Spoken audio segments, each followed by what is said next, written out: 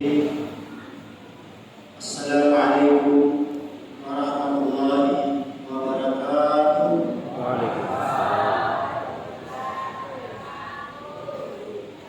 Alhamdulillah, alhamdulillahi rabbil alamin. Wa bihi nasta'inu ala umuri dunya waddin. Wal 'aqibatu lil muttaqin.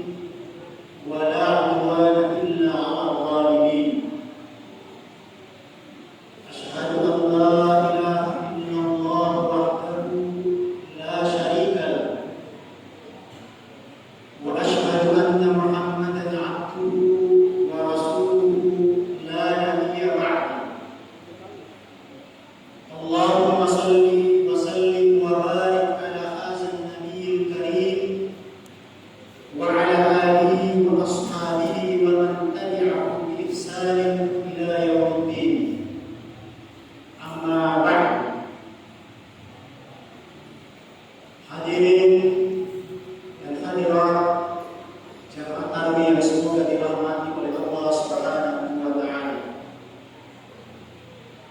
Marilah kita kembali memuji dan bersyukur kepada Allah Subhanahu wa taala oleh karena Allah Subhanahu wa taala masih memberikan kepada kita semua nikmat, oleh karena Allah Subhanahu wa taala masih mengizinkan kita semua untuk berkumpul di masjid kita ini, tentu dalam rangka melanjutkan rangkaian amaliyah Ramadan kita.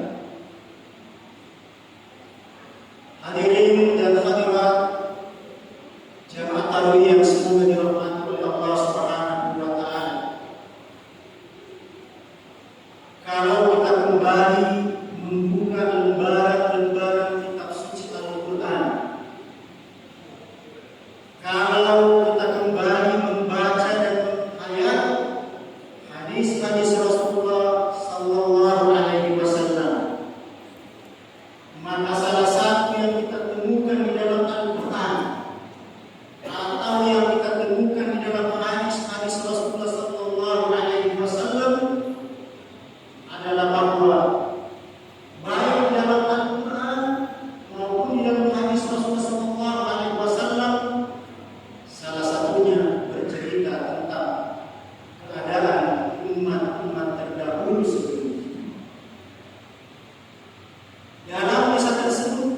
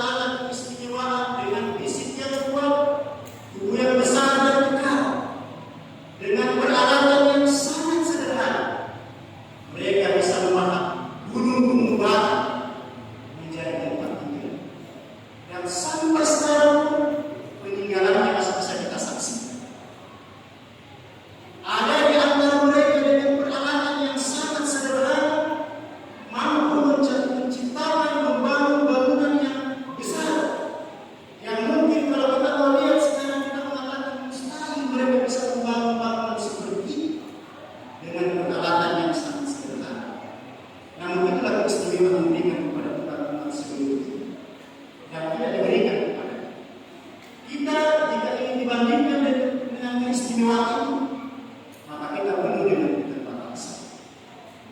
Namun demikian, di balik keterbatasan kita, di balik kita diberikan keistimewaan yang diberikan kepada umat sebelum kita, Allah Subhanahu wa Ta'ala memberikan keistimewaan lain.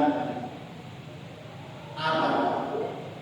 Di balik pendeknya umur kita, namun bisa saja hidup kita bisa lebih bernilai dan bermakna daripada orang yang berumur panjang. Kenapa demikian? Karena syariat agama Islam telah membukakan pintu-pintu di mana kita bisa meraih pahala yang sebesar-besar. Dengan pahala tersebut, kita bisa mengatakan bahwa dengan umur pendek itu bisa kita meraih pahala yang lebih banyak daripada umat terdahulu sebelumnya. Yang pertama, kata Rasulullah SAW, "Man dalla ala khairin falahu mislu ajri fa'il." Yang artinya, barang siapa yang menunjukkan satu kebaikan, maka baginya pahala seperti orang yang mengerjakannya. Dalam hadis ini Rasul menekankan, memberikan konsep kepada kita bagaimana kita bisa meraih pahala yang banyak. Kata Rasul, siapa yang menunjukkan satu kebaikan, lalu orang yang ditunjukkan tersebut mengerjakannya, baginya pahala seperti orang yang mengerjakannya.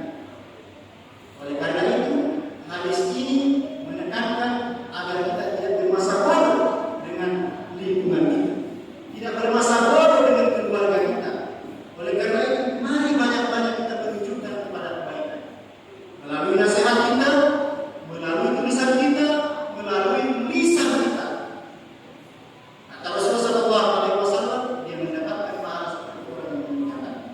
Jadi orang yang melakukan amal ma'ruf nahi munkar, dia mendapatkan dua pahala. Pahala amal ma'ruf nahi munkar dan pahala seperti pahala yang didapatkan ketika orang tersebut mengerjakan perbuatan tersebut. Itu kebaikan yang lain yang merupakan keistimewaan. Dalam keadaan tertentu dalam syariat agama Islam, kita diberikan pahala walaupun kita belum mengerjakan perbuatan tersebut. Ini keistimewaan umat Nabi. Karena ketika seseorang berniat, bertekad bulat, niat penuh untuk melakukan satu kebaikan, satu ibadah, namun karena keterbatasannya sebagai manusia biasa, ada uzur, ada halangan, dia tidak bisa melaksanakan ibadah tersebut. Maka walaupun dia tidak mengerjakannya, akan tetapi karena niatnya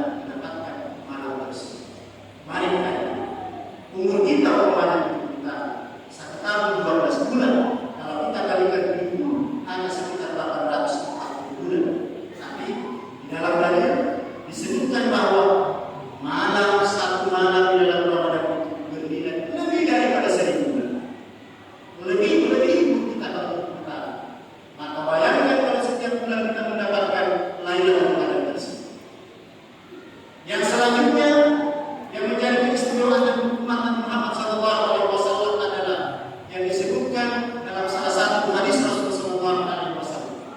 Beliau bersabda, "Iza mata ibnu Adam, inqata'a 'amaluhu illa min salas." Ini dalam hadis ini menunjukkan bahwa salah satu keistimewaan umat Nabi Muhammad adalah umat Nabi Muhammad walaupun sudah meninggal, pahalanya masih mengalir terus seperti sebelum. Itu keistimewaan. Apa? Yang pertama, melalui sedekah jariah. Hikmah hadis ini, mari kita galakkan untuk bersedekah, mengeluarkan sedekah dari harta kita, berinfak, menyimpan harta kita, membangun masjid, membangun fasilitas-fasilitas keagamaan.